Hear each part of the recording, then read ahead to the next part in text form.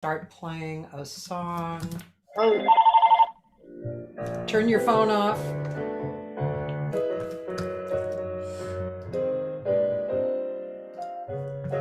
Take just one small step. One small step can bring you out. Love's about. Time's the thing. Have your fling. Don't be shy. Do it. Love may bring you tears.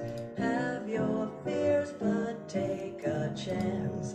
Find romance. One small step made for love. A giant step.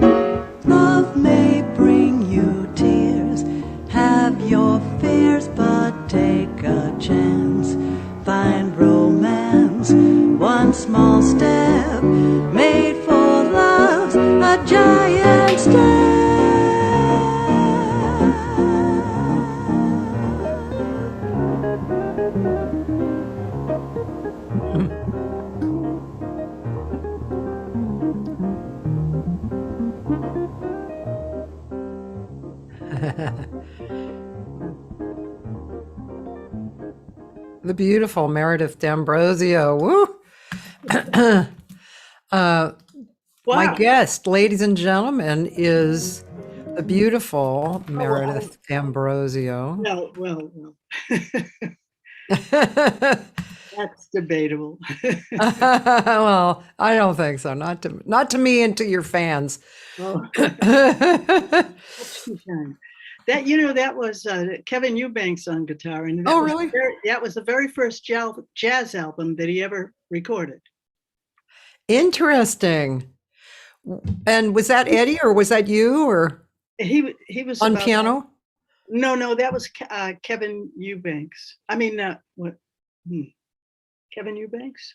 That was the guitar, right? No, I'm sorry. I have to go get the record. You tell me. Well, I can probably look that up, but yeah. What record was that from? That was from It's Your Dance. Okay, I'm going to look it up. Meredith. I think that was my fifth album. D'Ambrosio, It's Your Dance. Oh, Harold Danko. Oh, it was wonderful. Yeah. Yeah, Harold Danko and Kevin Eubanks. Yeah. Yep, you are correct. I forget it, my middle name. So it's not easy to remember things anymore. Well, I mean, that's just how it is in life. I mean, everybody has the same experience. Hi, Mary Bogue. We have a great singer, signed in on Facebook, Mary Bug. She's a wonderful person and a wonderful singer. Hi. And she's signed in and says, hi, hello. So gosh, this is really cool that we're speaking. And I get to find out more, like more about you. I mean, we're friends, but I haven't talked to you 2 hours, you and me, and finding out about your, all your life and stuff. So this is exciting for me. Well, every time I see a review, I find out more about my life than I knew.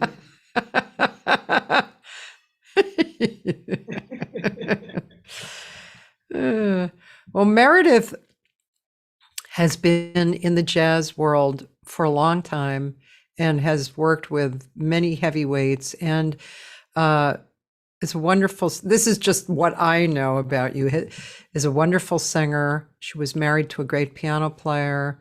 She's actually, I actually did not know you were so competent at piano until I read some stuff, and also has written the amazing lyrics to solos that have become vocalists. I found one that was performed by Jennifer Barnes, a choral group at University of North Texas. I found out about that about 10 years after it was done, so I couldn't thank anybody. But I was fascinated because they took one of my paraphrase songs, and used all of the chords and everything that I wrote, and it was close harmony and so beautiful. I could not believe it. Yeah. I still don't. Yeah. Well, Jennifer, I had her on a few weeks ago too. She's very gifted, smart, great teacher. And her father is he was in the high-lows, Don Shelton. Oh, no wonder. So, and he was, great singer and also great horn player, sax player. Well, their harmonies were wonderful. So but she's very talented. And anyway, we had a really good talk about her vocal group and her perspective, and she arranges and stuff. So I'm not surprised that you liked it and it was great. It was like my arrangement, but she had people singing it.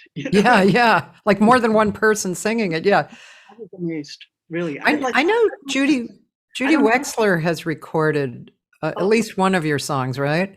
You're right. She's terrific. Yeah, we'll definitely hear some paraphrasing songs that you wrote. Frank Griffith is here too. Do you know Frank? He's a big fan. He's from Eugene, Oregon. So he understands that you lived there in the 80s. I did. Yeah. So long. Frank's a sax player. I don't know if I ever met him. I was always traveling, so it was strange. And also, not to neglect this, Meredith is an incredible painter, and we're going to look at some of her paintings too. I'm not just talking like, I think I'll paint something, but I mean, she's a serious painter and wonderful. One of these days I'm going to really look and buy one because I just love your work. I think it's just totally beautiful. Well, thank you very much.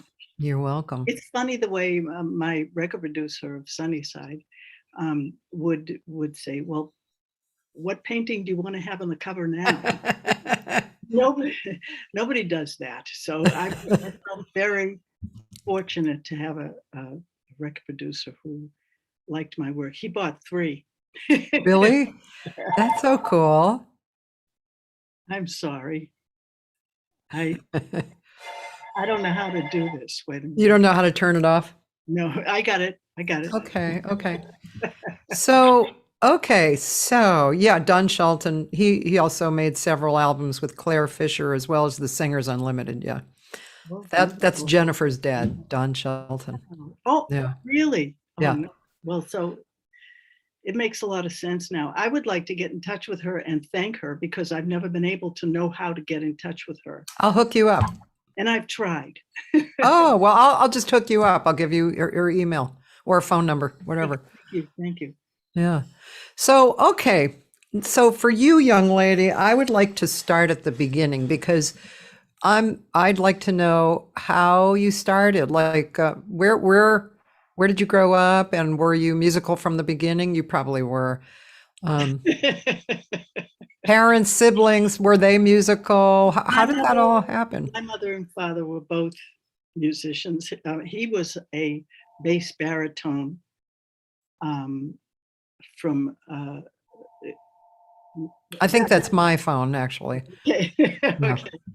And he went to the New England Conservatory. Oh, And he wow. had the dreamiest voice you have ever heard Wow. in your whole life. I tell you, it was so low pitched and fascinating. What was his first name? Well, his stage name. Yeah. His stage name was Barry Worth. Oh, But that wasn't really his name, and I don't even know if that. Now, this was in the 30s when he was on the radio every day with a small band. wow. And he did that for a while, but that wasn't his real career. He did other things. But my mother was a pianist singer. As a matter of fact, my father kind of taught her a lot about voice and shading and all kinds of things. And he taught me before I was 11 years old. He said, "No, you're not going to have a singing teacher. You're not." He said, "I'm just going to show you how to shade and stuff." And Wow. and he didn't spend very long on it.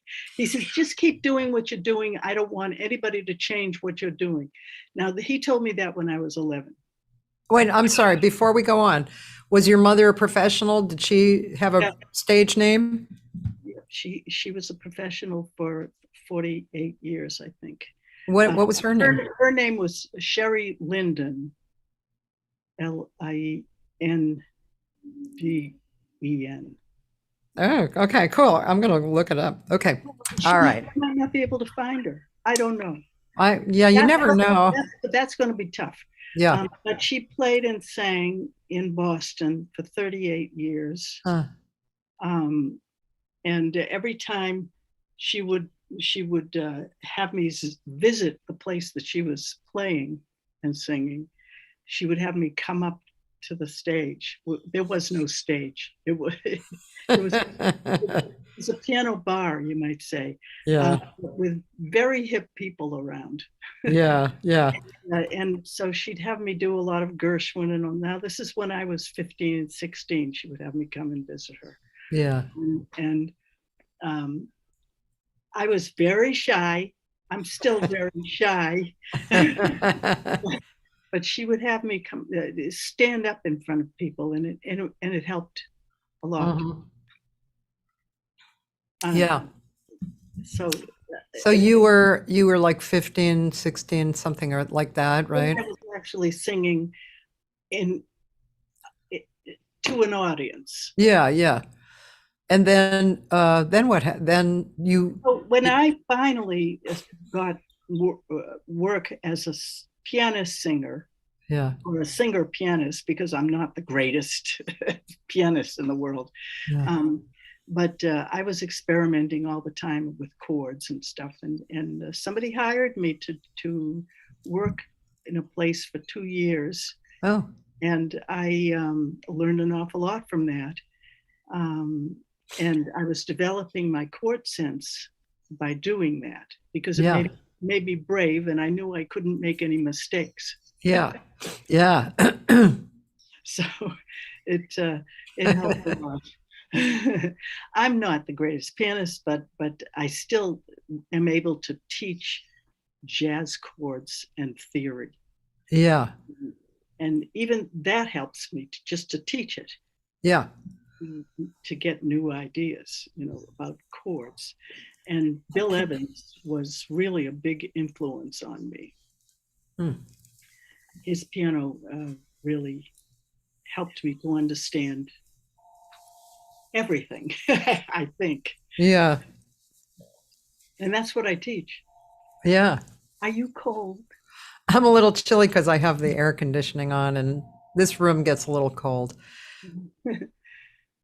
So I don't know what to tell you about this. Well, okay, so I'll ask. So, okay, so now you're moving into your late teens, is that right? When you got a 2-year gig, piano and voice? And I hooked up with Roger Kellaway. We were friends. Oh, We yeah. lived in the same city. Okay. And he was at the time he was at the New England Conservatory Was he studying or studying teaching? with Gunther Schuller. Okay, yeah. So one time, and I believe I was 17, and Wow. I was going to the museum school, the Boston Museum Oh, School, really? Oh, which, fine arts. which was connected to the museum. But I got a scholarship from the museum. So you were painting already? I was learning. Okay. And that was at the time, that was the second finest fine art college in the country. Wow. So I was very lucky to be there, and I wouldn't have been able to go there if I hadn't had a scholarship. Yeah.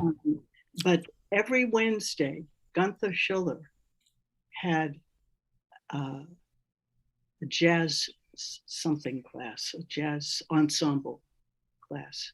Yeah. And I think it was in Jordan Hall. I'm not sure. But anyway, there was Roger Kellaway at the piano.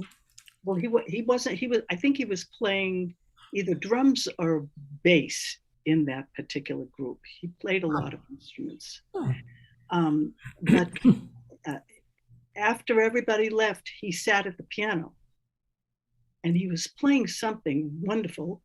And I walked up to him on stage, and I said, "Can you play Joy Spring?" And he started playing it, and I started bebopping it along with him. I was scattered along with him. And so he stopped, and he said, and he called somebody in the back room who was putting away instruments. And he says, "Hey, come over here and listen to this." I don't know what was going on. So anyway, that's how I met him. And we began to develop a thing where we would do Jack and Roy Crowell arrangements. Yeah. Something like that. Yeah. Even though it was, the songs were his ideas. They were Oh, I see. Right. We had such a ball doing that, and we were on the radio, and we did all kinds of things for about a year together. And it was fascinating. And we'd be practicing all the time in my house. And that's so you were. This is you were young at this moment, right? You were like 17, huh? 18. Yeah. I was young in college. Yeah. Interesting. So, and then, so you were in the museum school, but you were singing like with Roger, at least for a year. And then what happened after that? We were practicing most of the time and experimenting. Sometimes we'd be on the radio. Sometimes, for instance, in Milford, in Massachusetts, there was a club called, I can't remember the name of the club, it was too long ago, but anyway, it was a great club. And at that particular moment, that particular night was a great band, Maynard Ferguson. Oh. And he whispered to him on stage. He went up to him and he said, "I want you to get this girl up here to sing songs." That drove me crazy, of course, because I was very shy. Oh my God. but I did manage to sing 2 songs in front of everybody. Wow. Yeah. That was Roger's business. He did that. I found out later that's what he did. Sneaky. Oh, well, that must have been thrilling. Well, everybody in my life was trying to help me to get in front of an audience, you know. All I wanted to do was paint.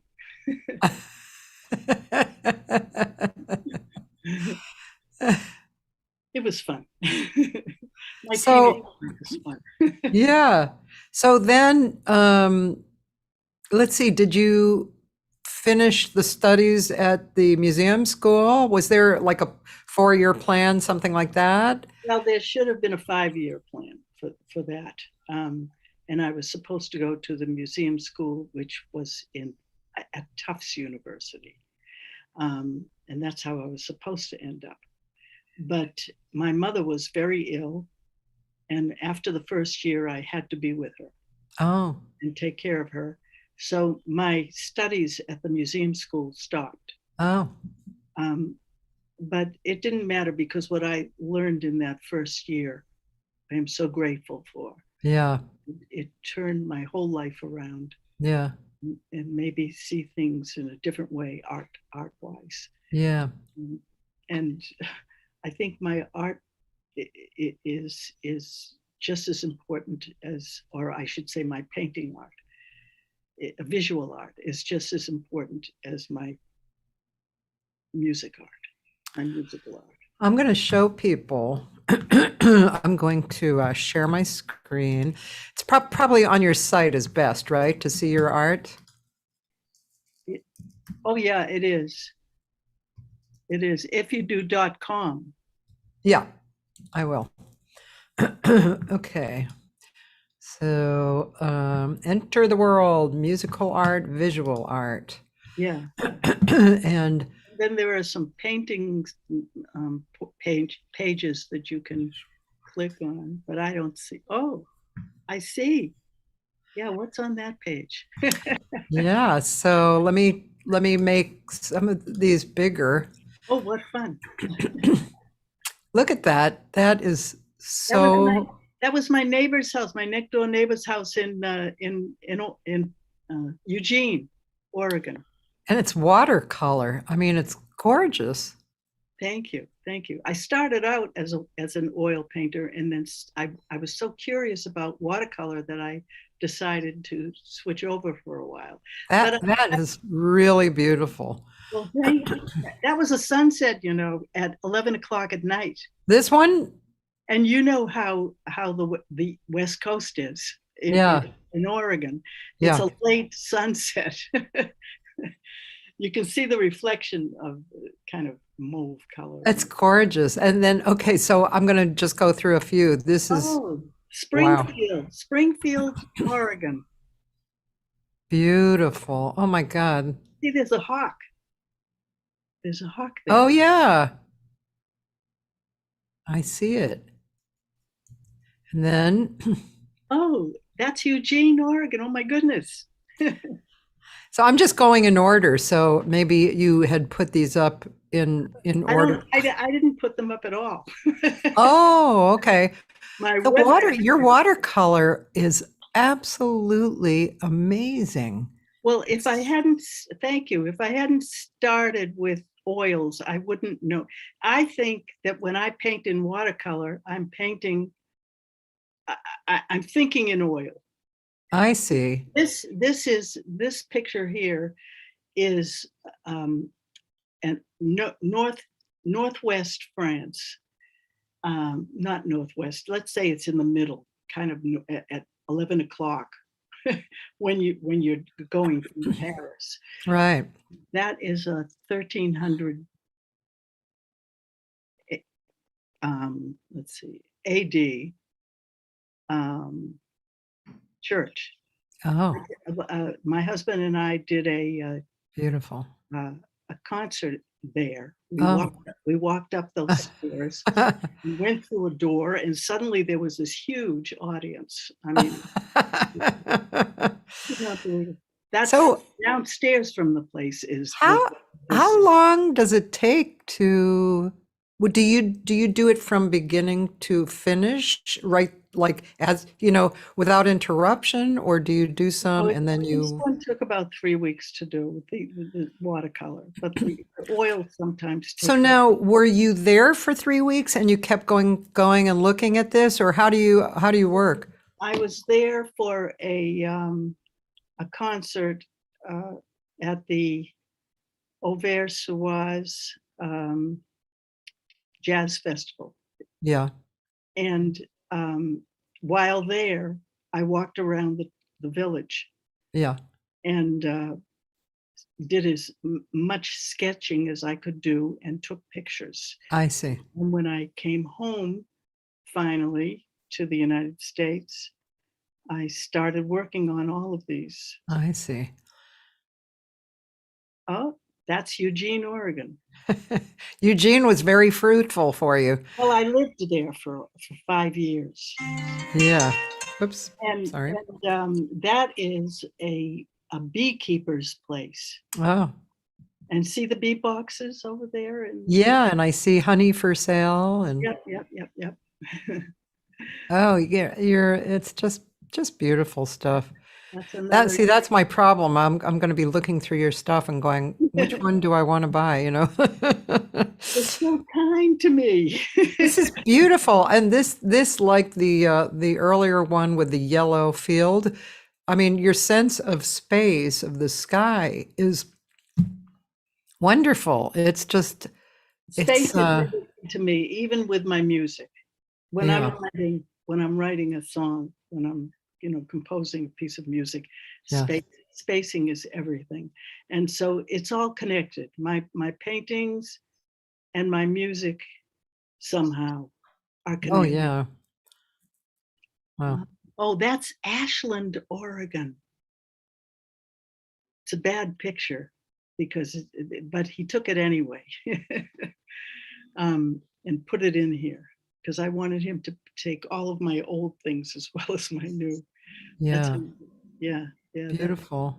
That's just a little path.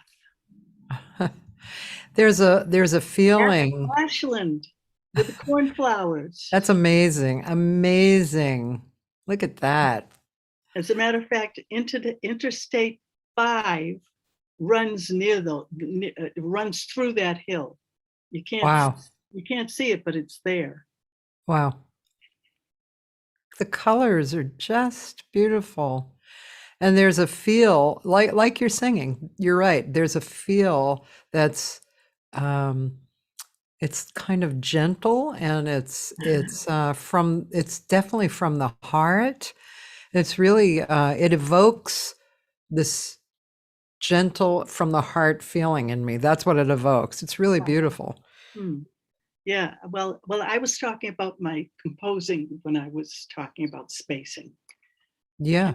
And I guess it has something to do with my singing too. I never thought of that, but I think you're right, maybe. Yeah. Well, probably everything is probably from that space. That is just gorgeous. This is Papanesset spit. Oh. It goes around and stops on the left there on top. But that's where I lived for 22 years with Eddie Higgins. In Florida? Not on no. In Boston? On the Cape. Oh, okay. Cape Cod. That's Cape Cod. God, that is what on the right colors? Nantucket. Gorgeous. Nantucket. Well, when I used to look at that place, I would stand right in the middle of it and I would spread my arms out. I would say, "Mine." I had to paint it, and you'll notice that the grasses are kind of silver. Yeah, silvery green. You can see my husband standing over there. With his sailboat, his day sailor. Oh, and that is cool. Oh my goodness. Oh my goodness. Well, this is New Boston, New Hampshire. New Boston, New Hampshire. I didn't even know that place existed. Yeah. Okay. It's my favorite place in New Hampshire. It's Beautiful. very mysterious place. Really? Why? I don't know. It's a tiny little village. And that's what it feels like to me, New Boston. Huh. Beautiful. I can't explain it. It's just something. It's something else there. Your colors, your sense of color is just gorgeous. Wow.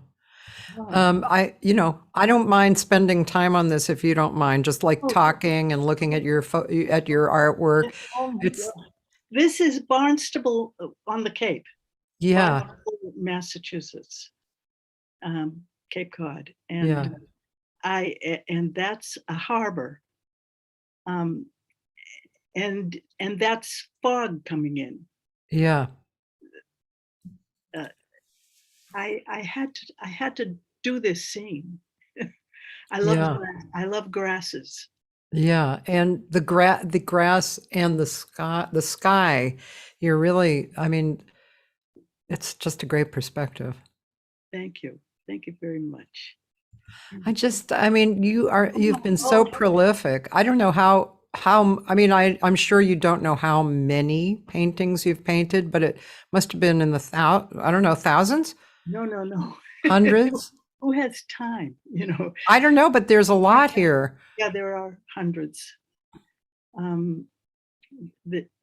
This one is Auvers-sur-Oise, which is Auvers on the Oise River. Okay, and that is a barge. It's a concert barge, and it has a piano in there. I think it's a Steinway. We did a concert on that barge.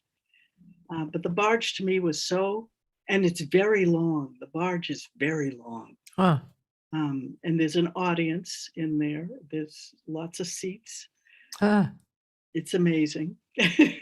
Now, it makes me think that this is an oil painting. Yeah. Now, I'm from Boston, so I remember the weather, but the weather really, I think the weather, like California is beautiful and stuff, but the weather when it changes and you're living in things like snow and stuff, there's something else that comes out of you or kind of grows in you. Don't you think so? Oh, snow is very important to me anyway. Yeah. This was our house on Daniels Island on the Cape. Huh. What was that other one that I just saw? The other picture? Yeah. That's Bay Point, Maine. Beautiful. And that was 10:30 in the morning. And I painted that right then and there. And a guy across the street from there bought it the next day. Oh, really? I miss that painting. Yeah, a seagull was about to light on the roof. Beautiful. Well, the color is just really beautiful. And that's an album cover. Yeah, I thought I had seen that. What's the name of the what's the name of the album? Oh, Echo of a Kiss. Okay, yeah, I have that one. That's Chelsea. That's beneath the Mystic River Bridge. Yeah. Let's see. Oh yeah, that is Eugene. Beautiful. Eugene, Oregon. Beautiful. Wow, what a great tree. That was a black walnut. Black walnut. Yeah, that's what it said. And this is France. This is the Bois de Boulogne. Beautiful. Big park in Paris. This must have been where Renoir was, right? Oh, I don't know, but my record producer is French, and he bought that. Oh, wow. Oh, you're driving me crazy. No, that is Scotland, Midlothian. Okay. Incredible place. That's a double towered castle, and I stayed there. Really? with Eddie, and we did a little concert Oh, in God. Great Hall. Well, after we ate. Wow.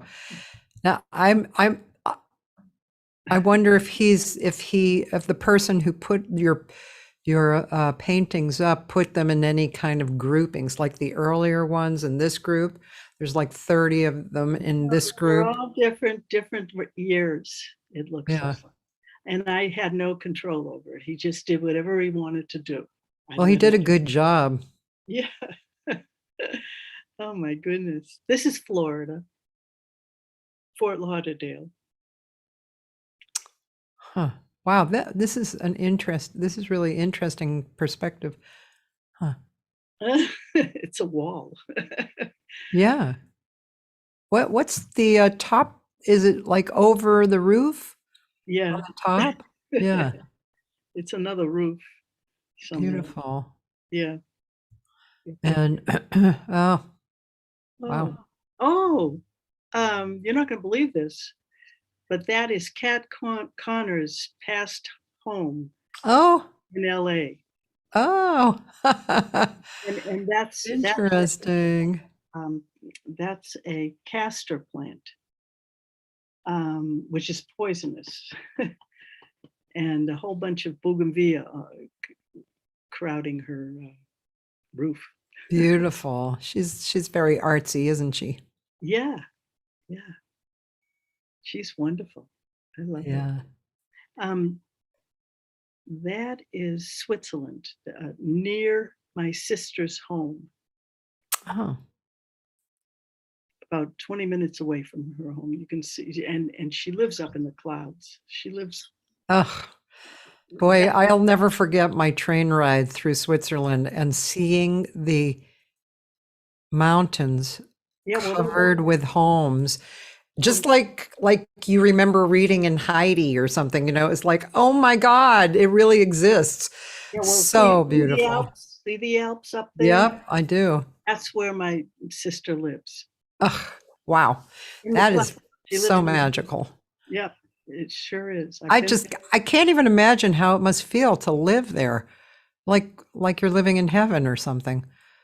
I feel the very same way, except it's still snowing there. They don't have much of a summer. Okay, now I'm just curious if this group of paintings is a little different. Ooh. Oh, well, that's a cranberry bog across the street from me. I have seen cranberry bogs. That is an amazing sight, and this is a gorgeous colored. Wow. That picture, that painting is in my room, but you can't do it. I don't know if you can see it. If I do this. Oh, that's not it? That's a painting. That's a painting. I don't know about this painting, but that is a painting. A little painting of the pathway we take when we're going for a walk, my dog and I. Oh, that's France, right in the middle of France, Sarlat, the region of Sarlat. And I fell in love with that horse. We became engaged. Okay, so I'm just curious. There's also mosaics that you did. Yeah, eggshell mosaics. Eggshell mosaics. I created, and I haven't seen these. I created. That's a very large, tall painting, mosaic. Wow. Made out of eggshells. I created a medium. Really? Yeah, eggshell mosaic. So did you say this is all eggshells? All eggshells. I paint eggshells and then I crack them. And I pick them up with a tweezer and put them onto cement one by one, which is on top of a board. So now do you have in mind, like this one, for instance, did you have this picture in mind and then you color the eggshells? I wanted to depict anything from Quebec City. Yeah. Which is what this is, and there's another one for Quebec City. because I couldn't get to Europe, and I wanted something close to Europe as I could. And there's such an old place. Oh, there's my brother and his former girlfriend reading the National Geographic. This is incredible. So sorry to keep asking this, but so you have an image in mind, right? Like you had this image in mind, and then you paint the eggshells and crack it, and then I sketch it onto the board yeah. first. Okay. And little by little, I add cement and colored eggshells, which I put on with a tweezer one by one. So, and then do you have like a supply of different colored eggshells, and then you pick? No, it's all white eggshells. White eggshell is the canvas, you might say, and the paint that goes on top of the white. I see. Comes out to be the real color that you want, because you use white eggshells. God, that's really amazing. Now this definitely takes a while to do, right? Yes. God, that is amazing. Well, I'm a crazy person. What can I tell you? Apparently you are. But I was fascinated with this village of oh, there's another one. Just the colors and the movement of the designs of things. And I love telephone poles. This one is called 7/8 Moon. That's so beautiful. That's really beautiful. The colors and the shadowing, and oh wow. Now that I look at that, I didn't realize she had such a big tush. Big hips. Yeah. She was only 18 years old. Really? Wow, this is amazing stuff. Oh my God. I don't even know where that is. It says sundown. That's all it says. Name probably. Wow. Ooh. Oh, okay. Wow. That's let's see. Wow. It's Cape Cod anyway. Oh God. Yeah, I like shadows. I'm a shadow person. Gorgeous, just gorgeous. Oh, So beautiful. Yeah, these are eggshell mosaics. Boy, this just totally brings me back to Boston in the snow. Yeah, it's talking about snow, and I love snow, and this is the reason why. There's something about snow that drives me crazy. I don't know what it is. Yeah. Everybody says, I got to get home and put the heat on, no. You say, yeah, I got to go out there and, Yeah. So, and then, so you have, this is all on her site, so you can go and see, and this is cute. Oh, I guess I haven't seen this page to this extent. How old was I? 9 months old there? 9 months. What a cutie. And then. That's my brother in carriage. Yeah, that's Franklin Park in Roxbury. And this is Nantasket Beach. Nantasket. I went there a lot. My mother did too. I was 5 years old there. And this is my first dog, my first real dog. Throckmorton. Oh, I'm sorry. Oh, look at you. Wow. Pretty darn sexy. Playing in Boston. Very sexy. This is like your college picture or high school? Not high school. I took that for my passport photo. Oh, that's a Palo Alto Jazz Festival. Yeah. Oh, and that's let's see, Jasmine's. Yeah, in Ashland, Oregon. Yeah, Ashland, Oregon. Nice club. Eugene. Paris. Oh, a little tennis. Oui. Okay, so as we let's see. I'm just going to take a peek. Who is this? That's me and my friends on the boat. on the ship on the on the Norway. Norway. Yeah, And this is that's my husband, oh hi Eddie. Eddie Higgins. Yeah. That's on the ship. So those of you who may not know of Eddie Higgins, I mean, he was actually quite well known. In Great, Chicago and yeah, everywhere. great musician. Yeah. So A lot from him. yeah, and so I let's see. Our dog, Clifford Brown. Oh really? Oh look at this. This is my now dog. Oh. A black and tan coonhound. Oh. And her name is Gypsy Moon. One of my paintings are of her. Oh, cool. Yeah, I recognize the name. She was a devil. This one on the top left. Yeah. Painting, picture. Oh, there it goes. All right, now this is a list of your 17 albums. And this is, so this 17, Lost in His Arms. Yeah, there are 17 there. The Mistletoe Magic isn't entirely mine, but it's a compilation. It's Your Dance, which we talked about. The other ones, all of the others are mine. Yeah. The Cove. Yeah, they're all my paintings on there. And South to a Warmer Place. That's a beautiful painting. So Eddie and yeah. And these are so Eddie and Rufus Reid and Keith Copeland. So how long were you married, you guys? 22 years. We were up and down. We were in Florida or we were on the Cape. Right. Yeah. This one was just you. That's a lullaby album. Oh, I'm going to have to hear that. Wait, lullaby album. I want to see. There's one that I wrote on it called Emmeline. That's my granddaughter.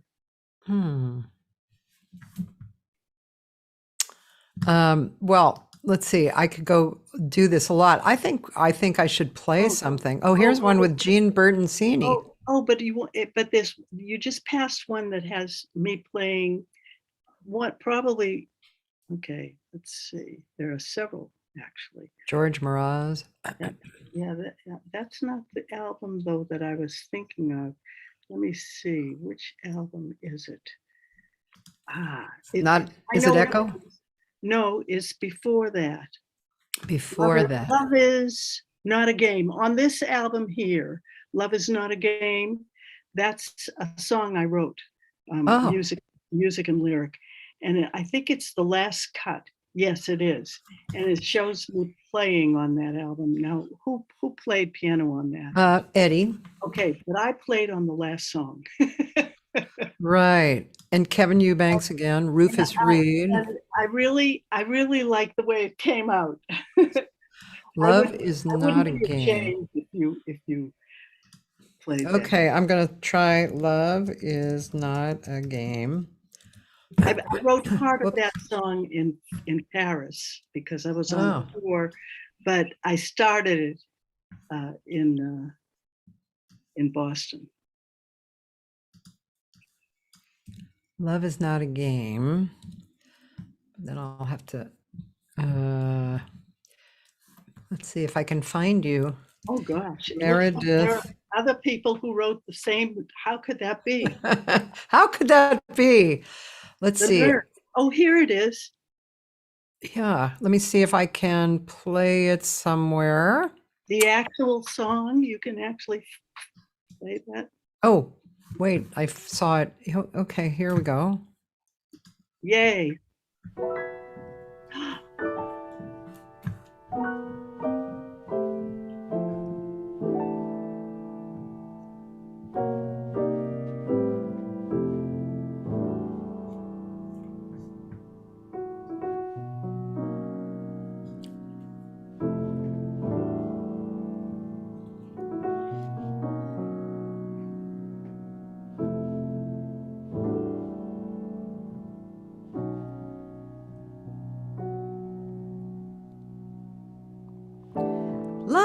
is not a game to play for a day. Love is such a fragile thing. If you don't treat it right, it won't treat you at all. You wander through the night and hear her sad love call. Beautiful. A broken vow can bring the rain. Love in vain is a painful song that some must sing. When you begin to fall, be careful from the start, or memories will follow you and haunt your heart. Break your heart, don't forget the reason why you fell in love.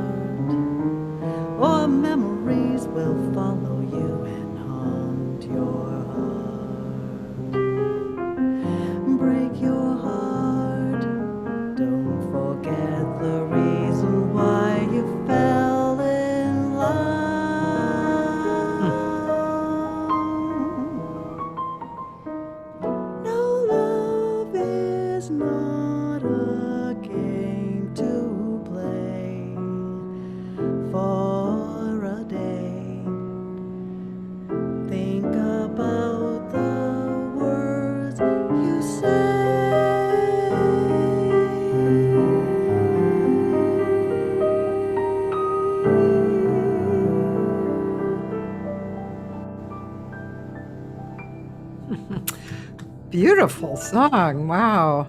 Thank you. A little complicated. Yeah, with a little bit of the da da da da da. That was really beautiful.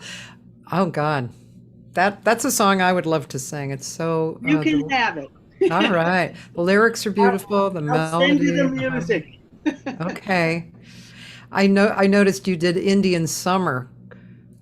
That's one of my favorite songs. That was a lot of fun. It's one of my favorite ones. As a matter of fact, my mother used to sing it and play it all the time.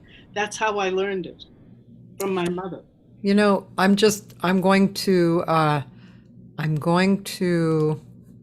amuse myself and play a little bit of it, if you don't mind. Are you kidding me? I'm so excited. I love Indian Summer. Me too.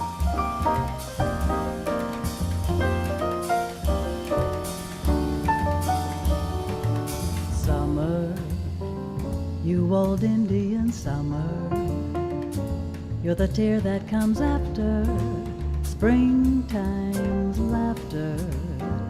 You see so many dreams that won't come true.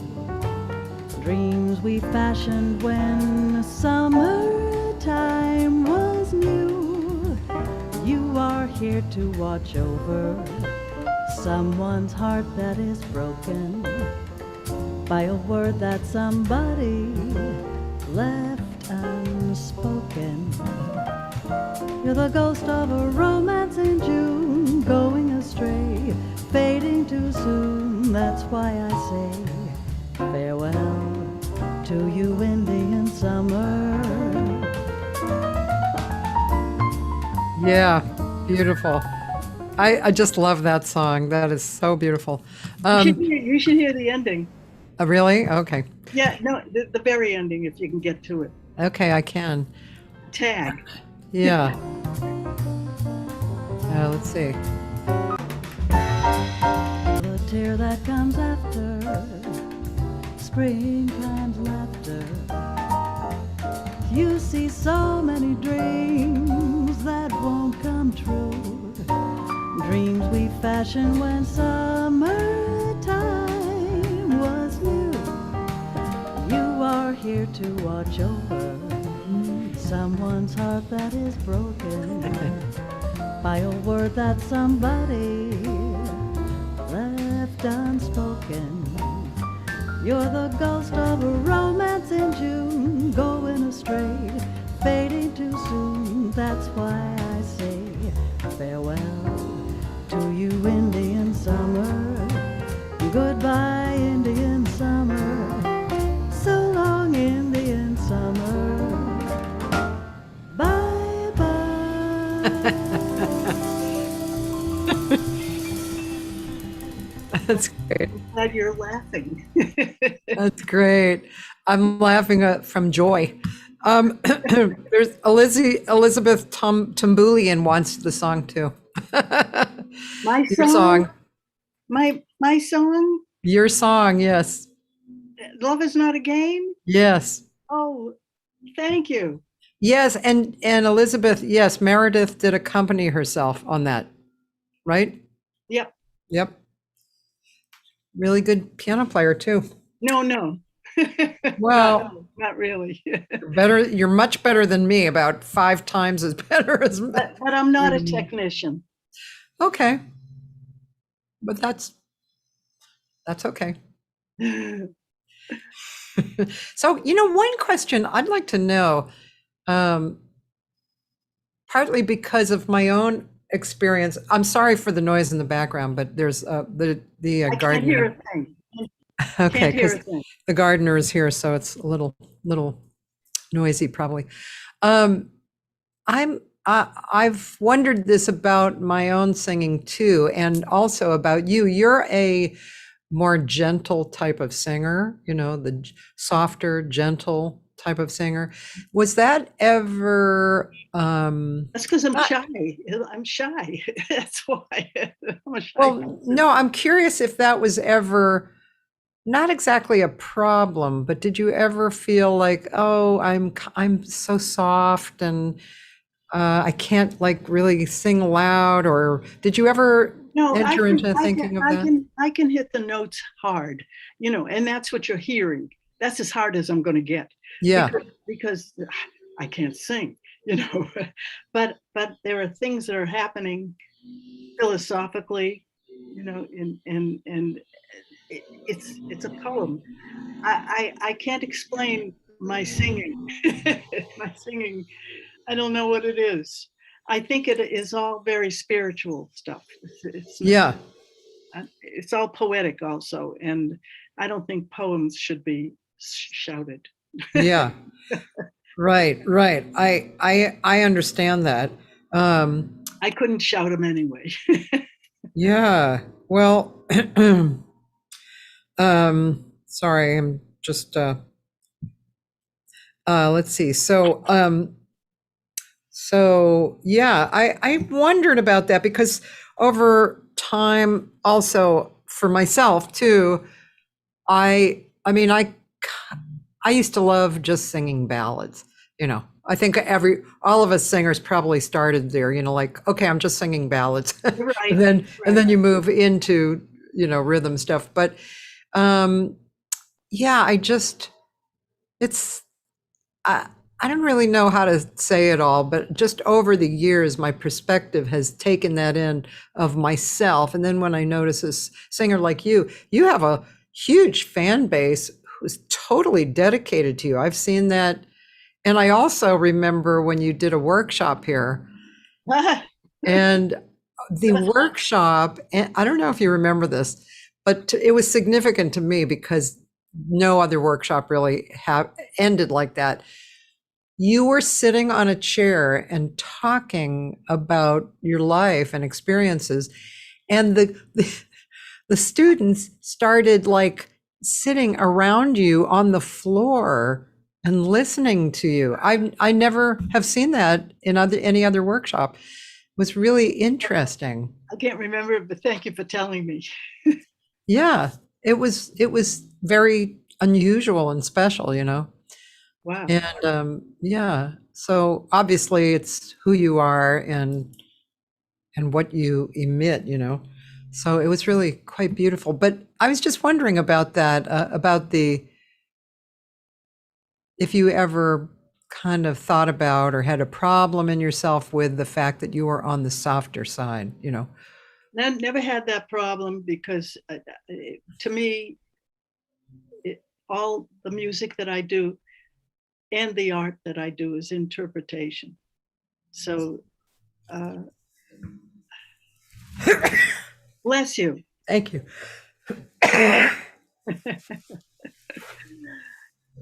So it's an interpretation.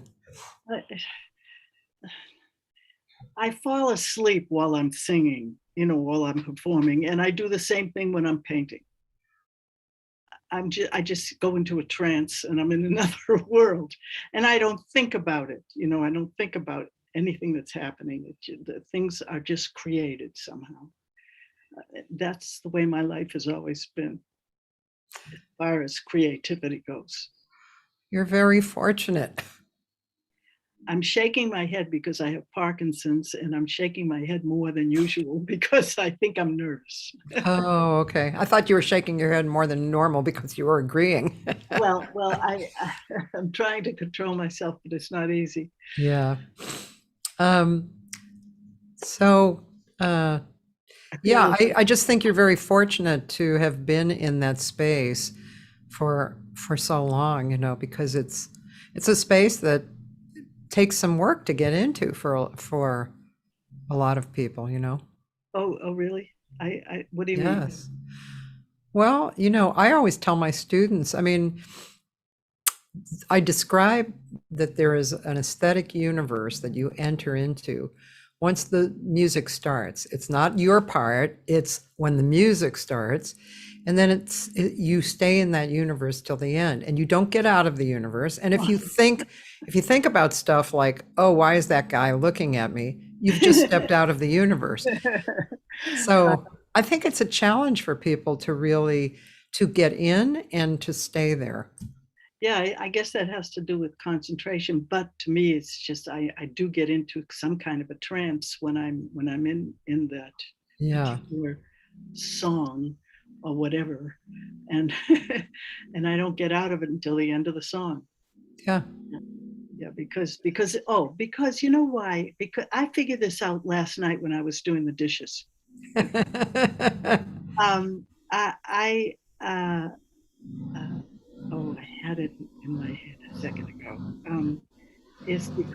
It's because I figured that anything that I'm singing or composing or writing lyric to, it doesn't matter. But when I record the music, they seem to be like, even the albums, the whole album, which has a whole story to itself,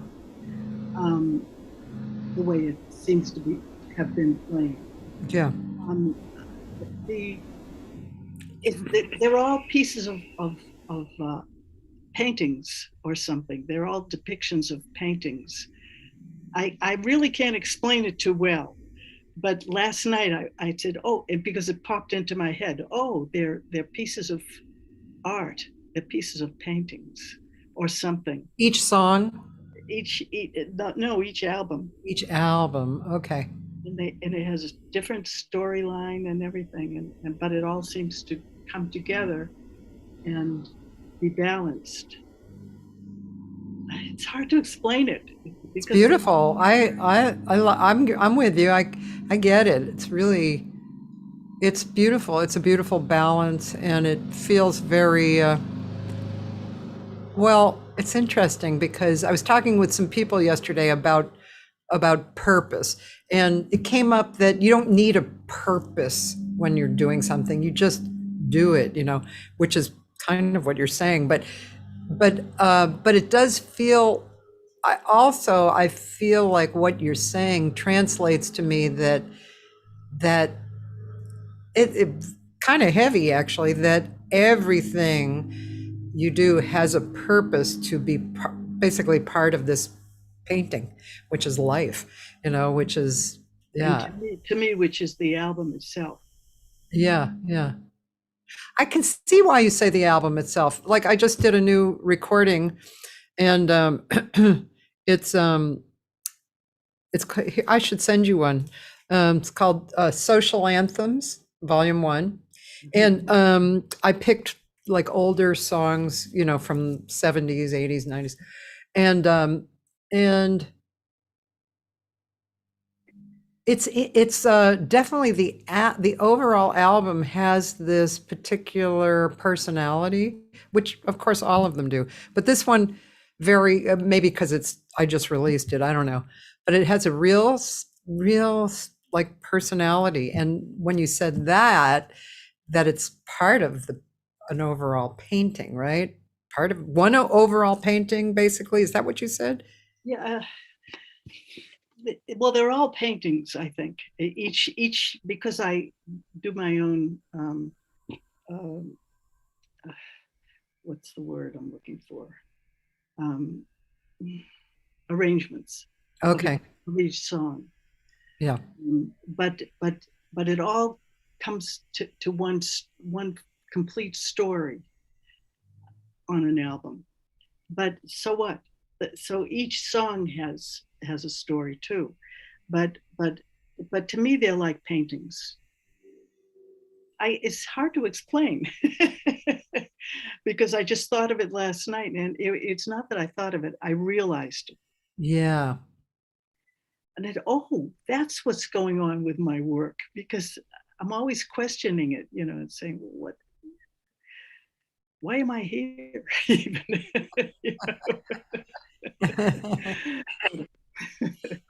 Do you always question it? Just sometimes. Yeah. Because I'm amazed that I'm still here. And why am I here? Oh, I see what you mean. Yeah. Why am I here? And what am I? Well, there are a lot of pieces of me that are here. I mean, they're different. It's how do I explain that? I have different parts of me that show up in the world. Yeah. And I look at them and I say, oh, there's another part of me. Hey, there's another part of me, right? But I think it all has to do with growth. Yeah. And the more I write, the more, the more I compose and the more I write lyrics, I can see what that growth was, how much growth there was within me. And it all has to do with learning and writing different songs for some reason or another. Have you heard the new album? Oh yeah, you sent it to me, right? Some time ago? Yeah. Yeah. There's a song on there that I did, that I wrote, which people seem to like. I didn't think they were going to like it. Really? Yeah. Which one? Oh, well, what the hell? Oh, well, what the hell? I'm going to play it. Oh my God. Do you mind? Is that okay? It's a tiny little song. Okay. And I wrote the music first, of course, which is what I always do before I put the lyric. You write the lyric first? Never. You don't? No, I think that happened twice in my whole life. Oh, I see. So what did you say? You write the music first and then the lyric? And why? Because it's music. Okay. And the music speaks to me what the words are going to be. I see. Right.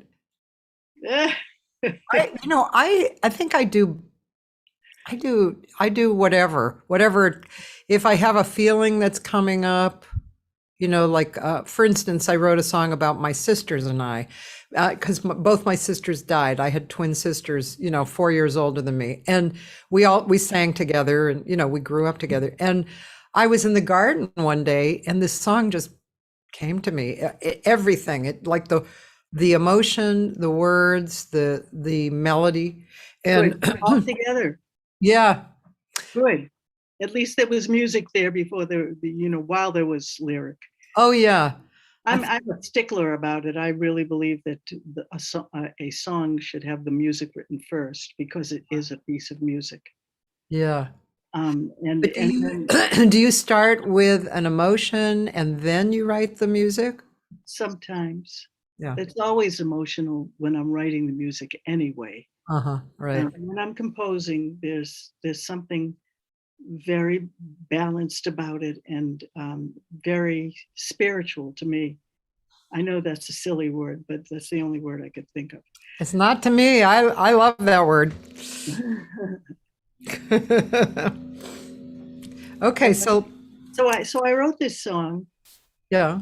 I wrote the music and I said, oh, and then suddenly the notes were telling me what the words were going to be. It's much easier that way for me. Okay, well, the name is intriguing, so let's hear this. Oh, well, what the hell? I'm not playing. Oh, Okay. well, what the hell? Can't you see you've caught me in your spell?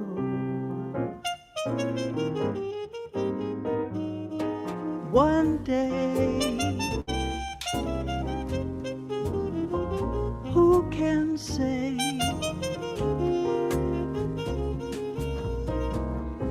Wish I knew I've got you in my spell. Oh, me, how I felt. What will be? Time will tell.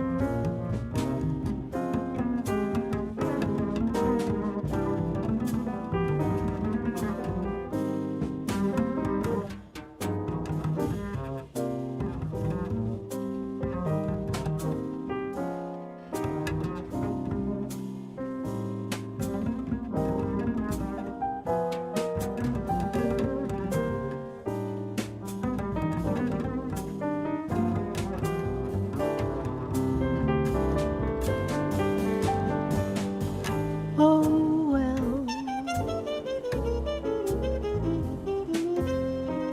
what the hell? Can't you see you've caught me in your spell? One day, who can say? Wish I knew I got you in my spell. Oh, me, how I felt. What will be? Time will tell.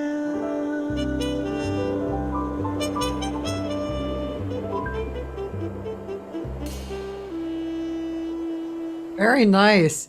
Thank you. That was the last song I wrote.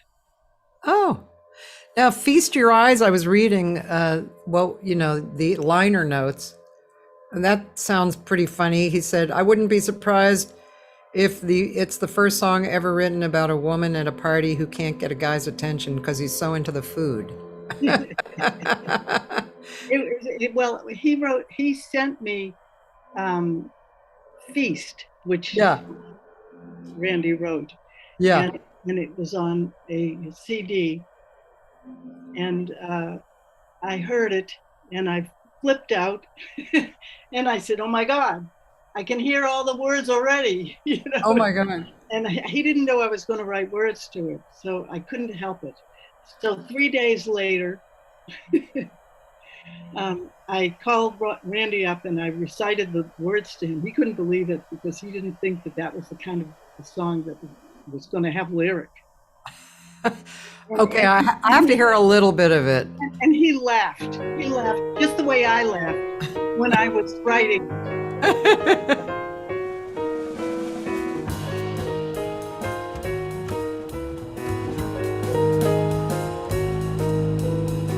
Feast your eyes upon this table, glance away if you are able.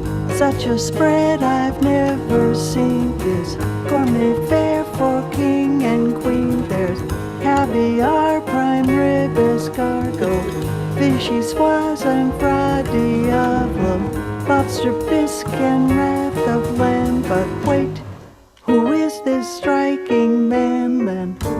If only he would look my way. I know it's rude to stare. There must be something I could say if I really dare. This party's growing awful louder. I hate to eat and run. Let's steal away beyond the crowd. Might be kind of fun. I envy all this food. Holding your attention, I guess it must be time for us to sample every morsel. Standing near this Adonis, feast your eyes and gaze upon this one who waits. But all you see is food. Charlotte Russe, a chocolate buffet, ginger mousse and lemon souffle, macaroons, imported cheeses, masterpieces.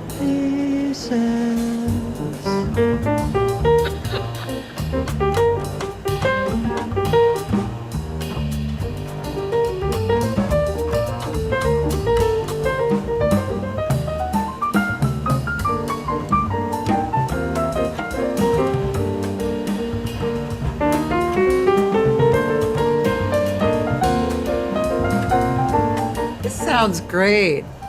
Wow. The quality is so good. And it's Don Sickler from Second Floor Music, right? Yes, he's one of the best flugelhornists I've ever heard. Huh. And that was a flugelhorn. I had so much fun recording this. I can't tell you. It was such a wonderful experience. And of course, Randy Halberstadt is wonderful. Yeah, great. The band is Randy Halberstadt on piano, Daryl Johns on bass, and his father, Steve Johns on drums, and Don Sickler. Yeah. I think Don Sickler also, I'm producing Paul Chambers' son, Pierre Chambers, and I think that they have a relationship as well. Yeah, I bet they do. Yeah. You know what, I wanted to, I know you hadn't seen it for a little while, but I wanted to look at,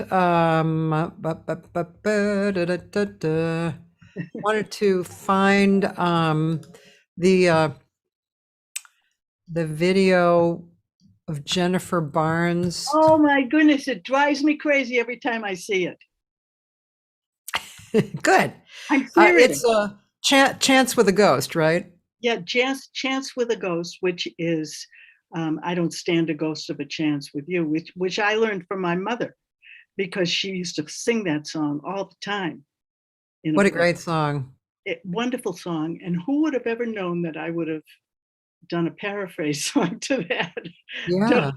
I don't know why I did it, but I guess important songs to me get ensconced in the paraphrase universe. Yeah. Well, this is Jennifer Barnes arranged your arrangement of Chance with a Ghost, and yeah, check this out. It's really great. Oh boy. It's my arrangement, really. Yeah. But she does something with the harmonies. Yeah, right. To my chords. That's what's amazing.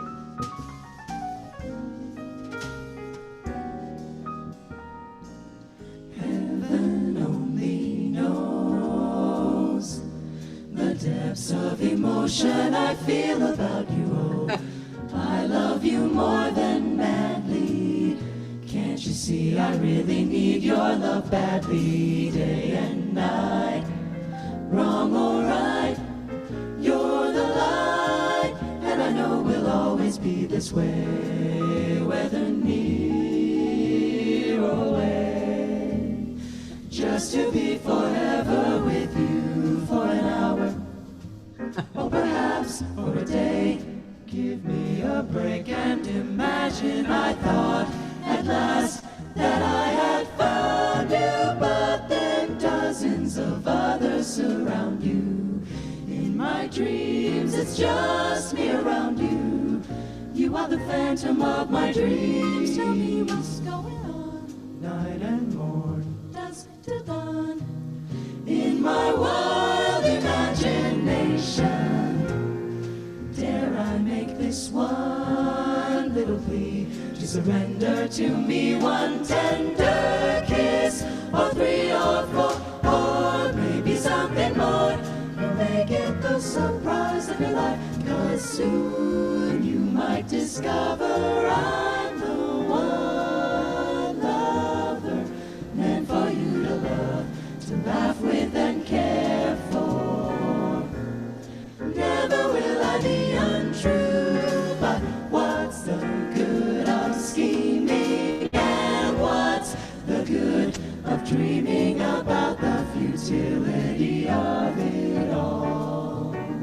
You're merely a ghostly mystery to me, and I don't stand the slightest chance with a ghost like you.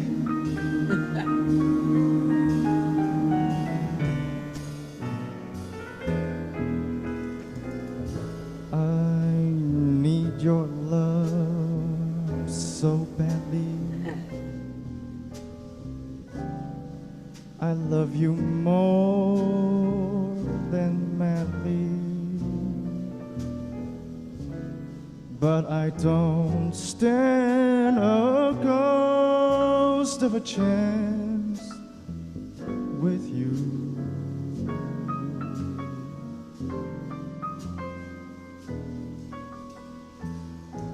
I thought at last I'd found you,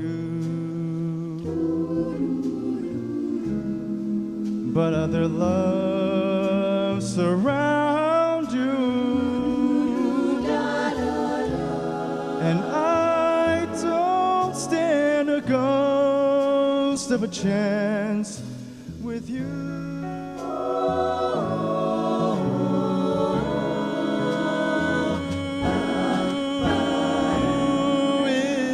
Surrender just for a tender kiss or two, you might discover that I'm the lover man for you, and I'll be true.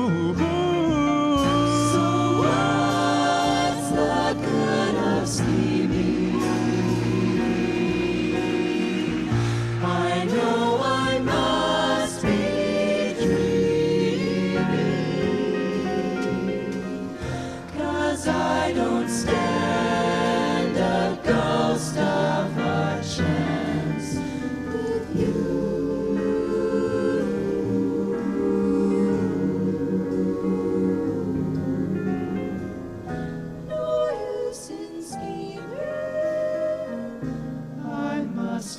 Dreaming, not a ghost of a chance with you.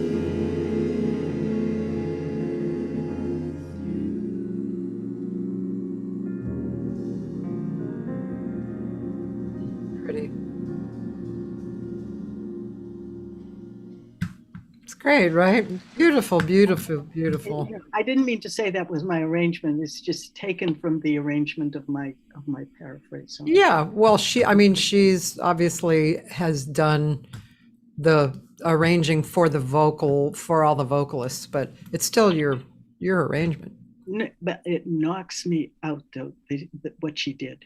Yeah. And I would love to just say thank you to her. I'll hook you up, definitely. Yeah, it's really interesting how she has how she's gotten together and treats the vocal ensemble. She doesn't like to call it a jazz choir. She likes to call it an ensemble. And as you can see, the singers it's almost like they're solo singers singing together. They don't have kind of a typical do-ah, that kind of stuff. And actually, I was trying to remember, she said either all music students or all vocal students have to do the vocal ensemble. Good. So it's interesting because there are things that you learn by singing with other singers, the harmony, everything. So yeah, it's very interesting. It's wonderful, close harmony that she created there. Yeah. I just love it. So what are you doing lately? I'm trying to compose a song. It's very difficult because I got a challenge from somebody, and I haven't written a song in a long time. but there was, I had a friend who noticed that on my album, on my wall in my house, and this was maybe about 40 years ago, maybe, I think. And the saying was, and he wrote to me, he said, you remember that poem that reflection that you had on the wall? And he couldn't remember the whole thing. So I wrote back to him and I said, you mean, the memories are coming out of my ears now. There's no room inside my head. He said, yes, please write that. He said, make that a song. So he said, and that would be a good verse for the song. So I've been going crazy trying to figure out how to do that. And I like to be true to myself. So I try to just write the music first with those first words in mind. Yeah. But the music has to come out. Yeah. It is difficult. I've been trying for 2 weeks now. Maybe I'm not supposed to write any more songs. Yeah, I think it's just what it is. It's those feelings come and go, and they flow in, they flow out. It's like all of a sudden you're not with the muse, and then you are with the muse. Yeah, maybe I'm too old though. Maybe my brain is. You don't think? Okay. No. No. I noticed that you and Jay Clayton are the same age. Oh, really? Yeah. She's just turned the same age, and she's coming out here at some point to do a little tour. Oh, I had no idea that she was. I thought I was the oldest person I knew. No, and Pinky Winters is so wonderful. 92, I think. No kidding. Oh my God, she's going to live forever. Yeah, she is. I always call her a jazz broad. She's such a jazz broad. She's wonderful. Oh, Jay's here. Hi, Jay. Jay is there? Yeah, she's on Facebook here. Hi, Jay. You East Coast girls. Where in Boston were you from? I was from a small little area of Newton called Oak Hill Park. Oh, of course. Yeah, and that was built for the war veterans, and they were all one-story, like small homes first. And then, of course, in the last 20, 30 years or so, people bought it, and they do all kinds of crazy things. But we had an elementary school there. We had stores there. And that's where I grew up. In a high school, Newton South. The high school was about, a mile, two miles away, I guess. And that was Newton South. And then there was Newton North. Right. And I lived in Newton Center. Oh, you did? My mother bought a home on Ward Street. Did you ever know the Greater Bostonians? It was a musical group that two arrangers, professional jazz arrangers, put together, and it had like a few kids from schools all over Boston, musicians and, instrumentalists and singers. And you know who was in it with me? Roger. Rebecca Paris. Oh, okay. But then she was Ruth McCluskey. Yes, I know that. Yeah. So, yeah. She just passed away. Yes. Like 2 or 3 years ago, maybe. Right? 3 years ago, maybe. Not during the pandemic. It was before the pandemic. Mm-hmm. Yeah, I know.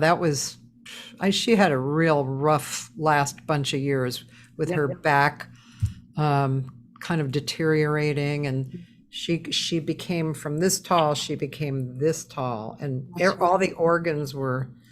Oh my God. That's what happened to me. I've lost 5 inches off my spine. Now, why is that? Is that same reason?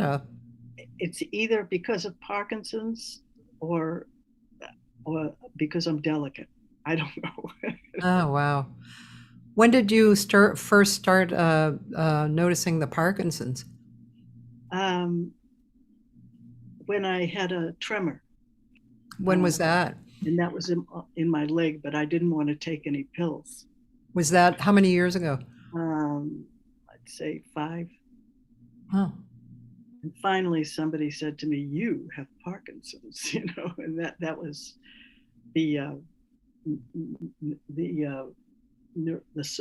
the neuro, what do you call it? Neurosurgeon or neuro. Yeah. He looked at me. He says, "You have Parkinson's," And so then I had to go on the pill, the dopamine stuff. Yeah. And Is I'm that not, I'm not a pill taker, but does that make you better? I don't know. I don't know, but when it comes to situations like this today, Yeah. you can see me going like this. It's as if Katharine Hepburn has revisited me. My brother-in-law has it, and I gave him a particular kind of CBD oil that actually helps his tremors. It does? Yeah, The oil? a CBD oil, for like the Where CBD. does he put the CD? He ingests it. I'll share that information with you. He swallows oil?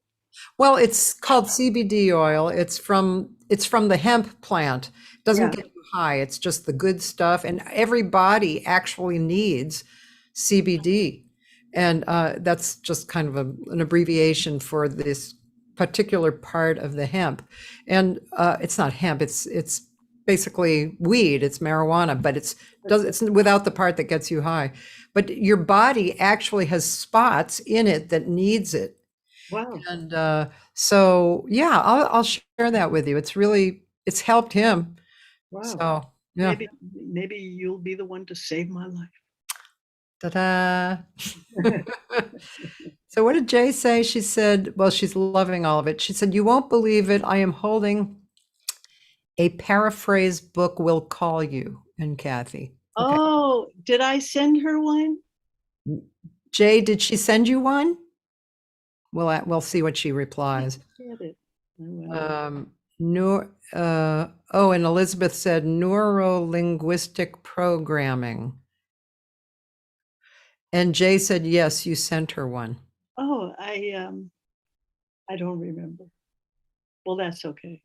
I really don't remember my middle name. So Sometimes I forget my husband's name. I'm like sitting there and he sees that I forget his name and it's very embarrassing. I know him. I just don't know his name, happens all the time to me. So Jay said she just pulled it out to share with some students. Wow. Okay. Well, that's wonderful. I'm so glad that she has one. Yeah. I must have sent her one. Yep, I you don't did. remember. Oh my goodness. I'm a bad person. Oh yeah, you're terrible. No, I don't think so. So gosh, there's so much to your career. What like when Eddie was alive, was he your main pianist? He was at the time. As a matter of fact, that's why I didn't play for myself, because in a way he made me feel as though I shouldn't play for myself, because he was so proficient and Yeah. I'm not proficient. Yeah. And he was proficient, and I was jealous, but I thought it's better if he plays for me so that I don't embarrass myself. So after he passed, when did he pass? He passed about 10 years ago, more? 1908. 2000, 2008. 2008.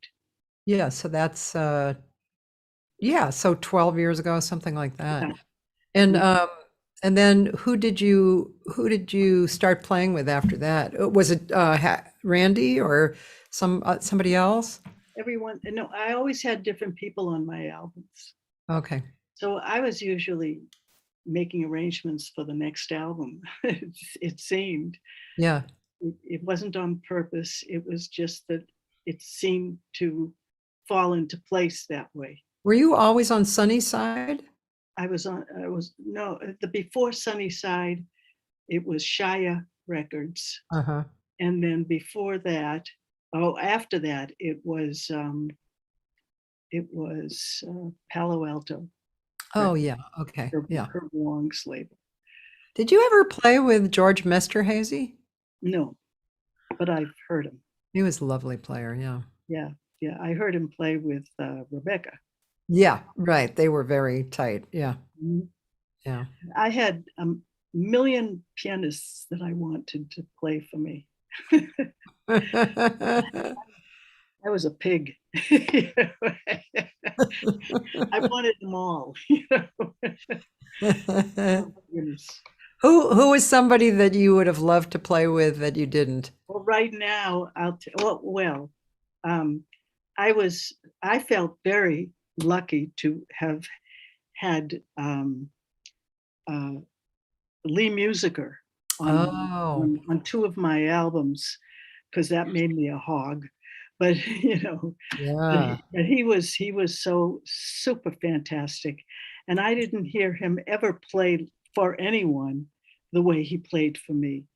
Hmm. Like when he was playing for Jerry Lewis or he was playing for Tony Bennett. He with me, the way he played with me was different. It was different. It was more emotional. I don't know what it was.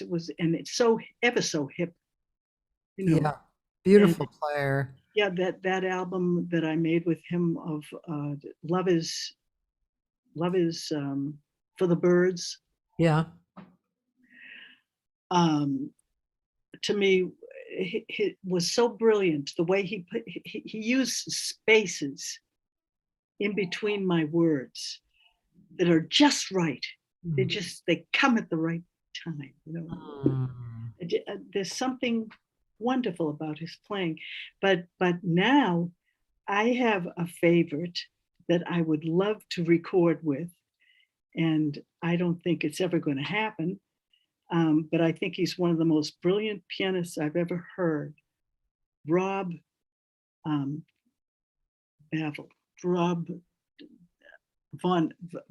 Bavel, B-A-V. He's a Scandinavian. Rob Van Bavel? No, Van Bavel.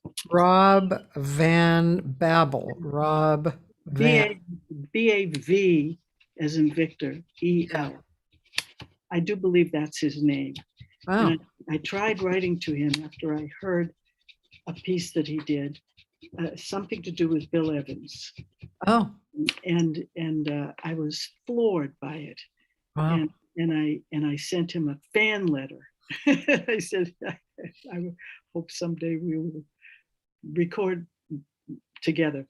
He probably didn't know who I was. You probably would also play well with the musicians who play for Norma Winstone, right? I don't know. You know Norma, right?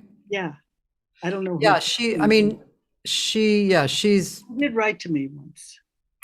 just beautiful musicians, very sensitive, space, responsive, yeah. And also Fred Hersch, maybe. Well, and he's on my Cove album. Oh, okay. Well, see, there you go. He is wonderful on that. Wonderful. Oh my goodness. And I wrote some songs that he did more than justice to when he played on that album. That was a fun album, I must say. It's funny about pianists, accompanists, isn't it? It's I've sung with so many wonderful players and guitar too, but sometimes there are these players that really stand out because their accompaniment is,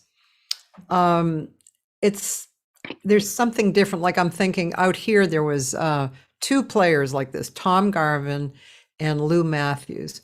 And those guys, there was something about singing with them.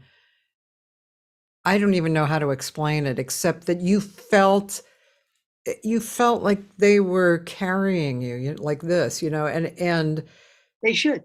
Yeah, just gorgeous. But there's so many great players and it's enjoyable for various reasons. But then you get these particular ones that are like like what you just described about playing, like the space in between your words. I mean, Yeah. Oh, I wish I could show you an example of it with Lee Musiker. well, we can go look for that one. You're kidding. Let's see. So, which record? Okay, love is for the birds. Okay, Love is for the Birds. And I'll share the screen and you can see the. Okay. Oh, wait, that's not it. Puppy, Wait, where did I go? go to musical art. Okay. So Oh, musical art. Here we go. Love is for the birds. now, Oh, I must have clicked on the picture. okay, let's see. The Cove. The Cove has a moon in it on the cover. Where is it? Oh, so it's not Love is for the Oh, Birds. no, I'm thinking of Fred Hersch. I meant Love is for the Birds. You're right. Okay, so what did I write here? Because it's the way he squeezes himself in between my phrases. Yeah. What a silly thing to say. No, it's not. I'm going to pick out one. Let's see. I may be the one. Oh, okay. All right. How about that song? Which I may be the one. I may be the one. Now I have to go here. I may be the one. Oh, that's not the album. No, I know. I may be the one. It's not Love is Not a Game. No, I know. I'm going to this same spot For the birds. just to get the music. I may be the one. See, it's available on YouTube Music. So And listen to his spaces. I wrote both the music and the lyric. okay.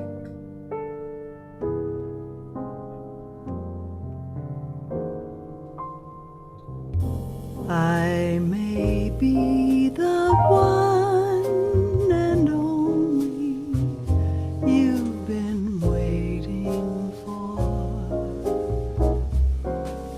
the one who floated like an angel past your open door, but you appear to me like a bolt out of heaven,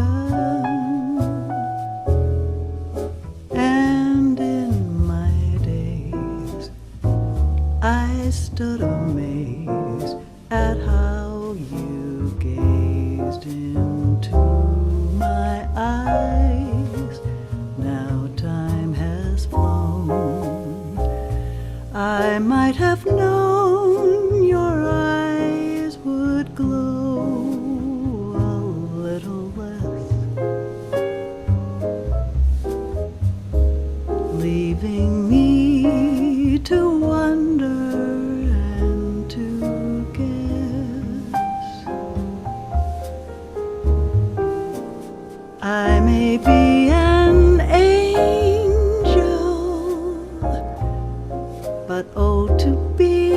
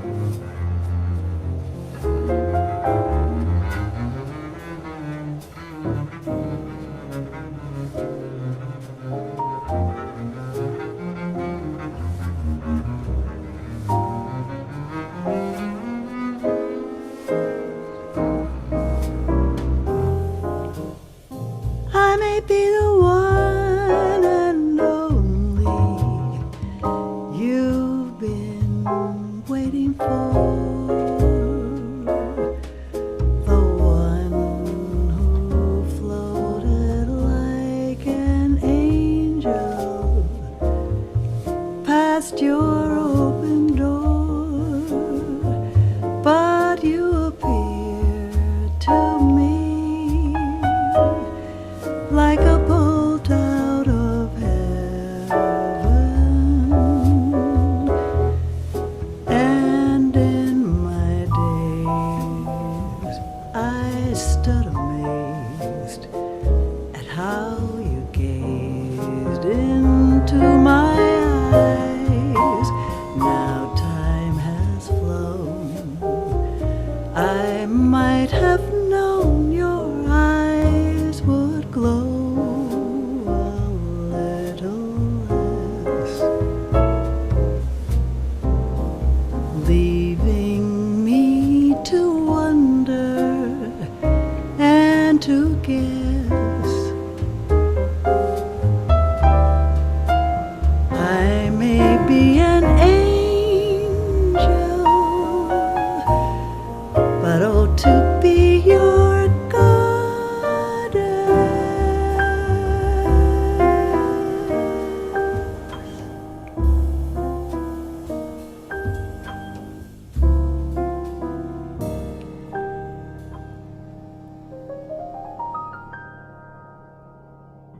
Beautiful. My songs are usually about disappointment.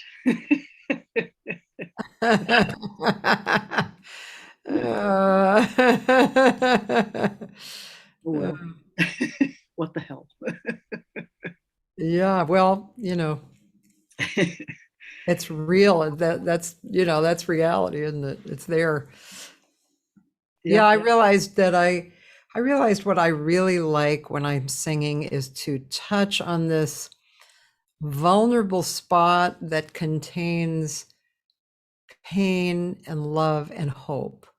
So it's like, yeah, I enjoy that whole thing, See, that sounds like me. There you go. Like-minded people. Yeah. Stories of love and disappointment. Well, I read what your closing statement on this new record said. I had been feeling for many years that the world has lost its romanticism. While preparing for this recording, I was not hesitant to renew my mission of reminding our lost world of the importance of love. I couldn't find a more meaningful word than love to express my thoughts about this venture and these colleagues. Yeah. Really beautiful. Thank you. Yeah, I mean, especially now, in this crazy ass time, crazy time, man. Yes, well, I hope it never happens again. I mean, a certain thing doesn't happen again. Yeah, and really, love is kind of, that's it, man. Love in all different forms. And well, I've thought of that all my life, and I keep believing it. And I'm an incurable romantic anyway. But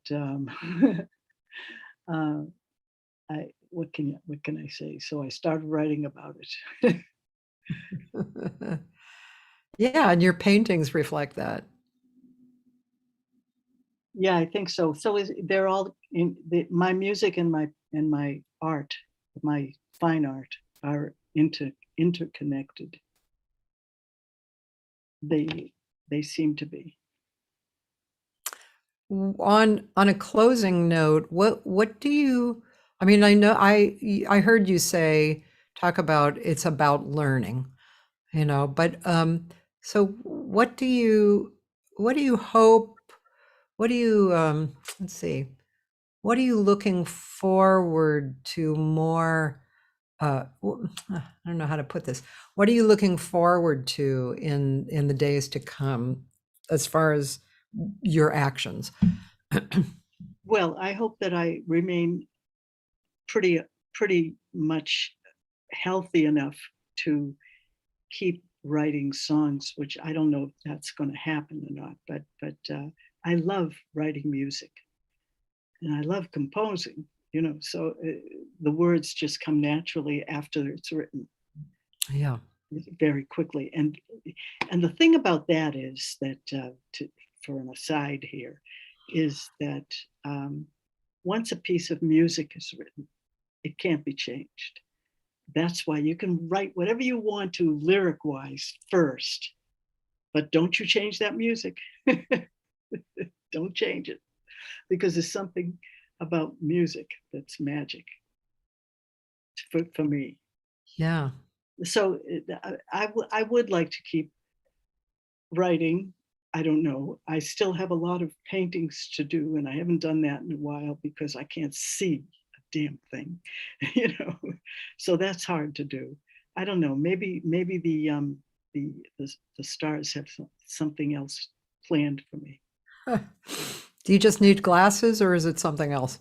Probably, but I don't like to wear them. But I will if I have. I don't like to wear them either. So when I first got glasses, I would like, I don't really need these. And then, and I was doing fine. And then I would put on the glasses and all of a sudden it'd be like, oh my God. Yeah, exactly. You might just have to bite the bullet there, especially if you want to paint, Yeah, well, I've been so busy. I don't know why. First of all, I've been doing a lot of interviews, people from other countries for the new album.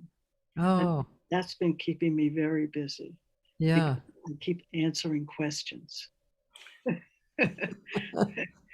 And they take weeks for me because they send me the questions. Oh, yeah. Right. So I have to think about my answers, and Yeah. that takes a while. Yeah. But I'm not complaining. Well, it's not like this one. This one is just really on the fly. I barely plan conversations at all because I like to be responsive in the moment. If you say something and it strikes me as curious, I like to, go there, That's why I'm having such a good time with you, Yeah.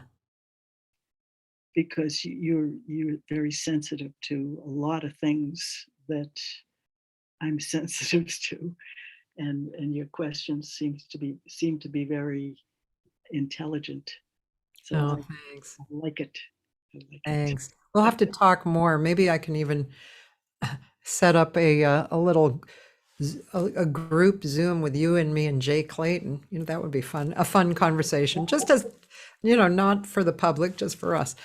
That'd be fun. But you're my first Zoom person. Thank you very much. I'm proud to be that. And you are, I'm not sure if this is not, you've been on my list forever to get on here. And we tried to do it earlier, but you're number 315.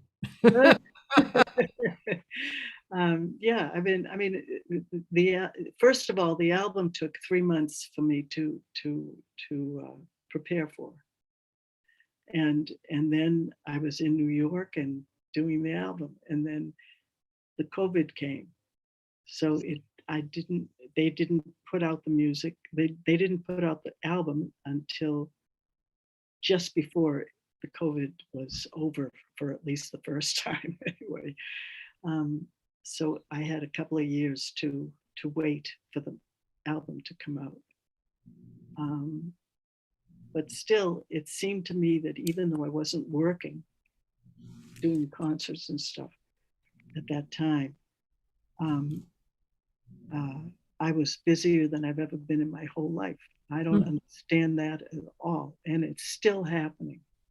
Huh. Give me a break up there. just a short one. Which is one of the reasons why I haven't been able to paint. But I am trying to write a song, and things keep getting in the way. Well, good luck with that. Thank you. Believe it or not, it's been 2 hours. No, I don't believe it. Feels like a minute. I know. We definitely have to talk more. And thank you so much for giving this time. It's really generous of you.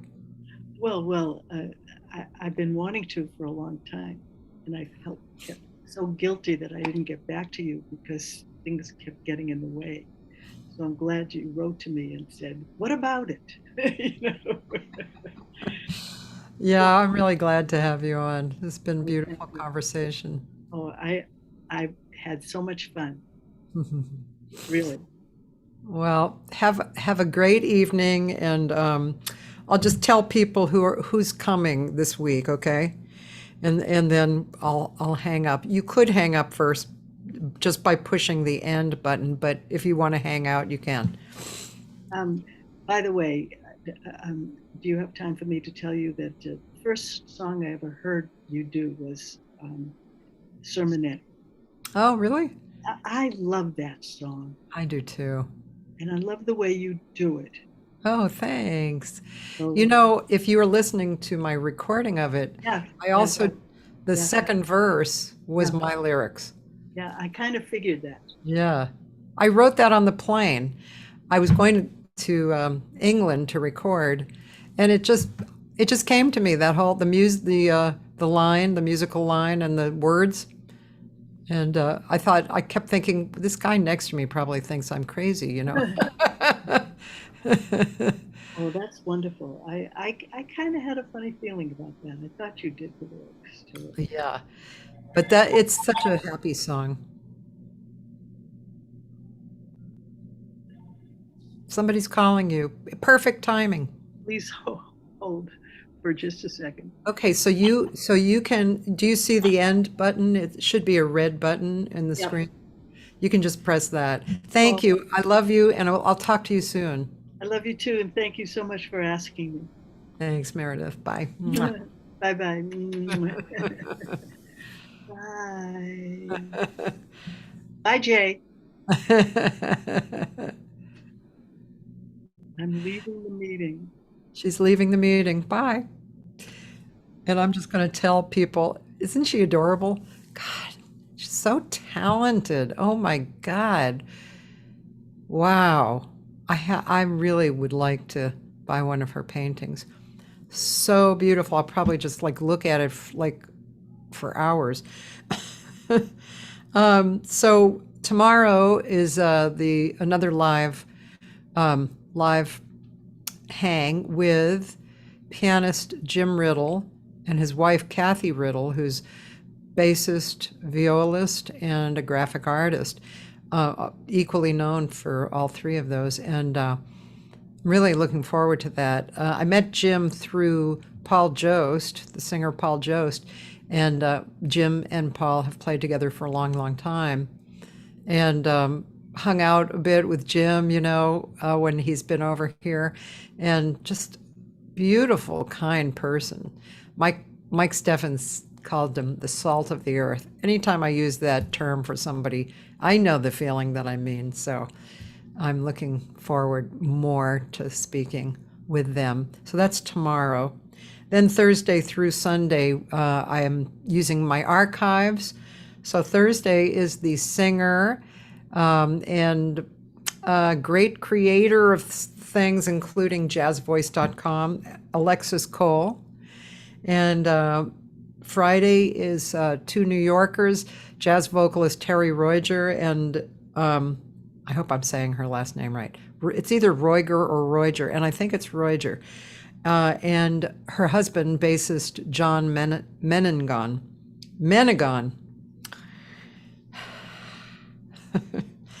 Both super fabulous and very ensconced in the jazz scene there. Saturday, some singer named Cathy Segal-Garcia, she's on. And Sunday, Steve Cardenas. Steve is a great guitar player, great jazz guitar player. He used to live here and I used to work with him. And then he moved to New York and he's done really well. Roiger. Thank you. Thank you, Jay. And just to tell you, Friday night in LA is DNA, which is my dear friends, vocalist Mon David and pianist Josh Nelson. They're going to be at Feinstein's or Vitello's. And so if you're in LA, you can probably still buy tickets, and I highly recommend it. They're incredible. They're both masters of what they do and just incredible. Saturday, if you are a singer and you would like to come to a great vocal workshop, the singer and educator Rosanna Eckert is in town from Texas, and I've set up a workshop with her early in the day on Saturday. So contact me, or you can go on my site and find more details, Cathy-Segal-Garcia.com. So that's this week. And oh yeah, I almost forgot. Tomorrow night I'm singing a few songs on Deborah Graff's event for the Innocence Project. She's been doing it for quite a while, and she invites different jazz singers from all over. And I've done it before, and I'm going to do it Wednesday night with Dorough Amarillo on guitar. We're right in the middle of the program. And so next week for the live people, I'll just give you the live people. Monday is a sax player, writer, arranger, has a big band, Frank Porowski. And he's extremely well known. He's been in New York forever and working, and real old school and just great. Tuesday, there is a family in Michigan, the Petersons, and let's see. Oh, sorry, Minnesota, not Michigan, Minnesota, the Petersons. And it's a large family and got incredible musicians in it. And they're super busy and active. I mean, they really have an empire. One of them is Patty Peterson, and she's a singer. And so she's going to be on Tuesday. Really interesting life. So she'll be on Tuesday, and Wednesday I'm super honored to have probably one of the most renowned percussionists in the world, Luis Conte. Luis and I go way back. I've been here in LA for about almost 50 years. Is that possible? 40, yeah. Almost 50 years. Whoa. Anyway, Luis and I go back to that point, and he's really interesting. He has a very interesting history. He comes from South America and originally, and he's played with, you name it, he's played with it. And he's really a kind, wonderful guy. So that's Wednesday. So to find out who's coming, just go on my website and find out all that kind of cool information. That's it. I hope you have a great day. I hope I see you tomorrow with Jim Riddle and Cathy Riddle. And thanks again to Meredith D'Ambrosio, her new record. This is her new record and her painting on it. And yep, that's, by the way, if you're in LA too, my new CD, Cathy Segal-Garcia, Social Anthems, Volume 1, with Anthony Wilson, Josh Nelson, Lorca Hart, Edwin Livingston, Paul Jost guests on it, and Mon David guests on it. And we're having a CD release party September 10th. In LA at a really beautiful home venue. And also that information is on my website. And we'll have some special guest artists. I'm not going to mention them yet, but they're very special, and it should be an amazing evening, really a moving evening. I'm really looking forward to sharing the emotion with the community. Yeah. So on that note, I'm ending. Have a great day, you all. Bye-bye. See you tomorrow.